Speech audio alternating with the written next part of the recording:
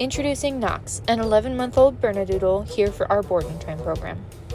Knox is a sweet boy, but is very fearful. He's easily spooked by some people, crowds, dogs, and loud noises. When he isn't so scared, such as around the house, Knox is very overexcitable. He does a lot of demand barking and likes to jump all over people.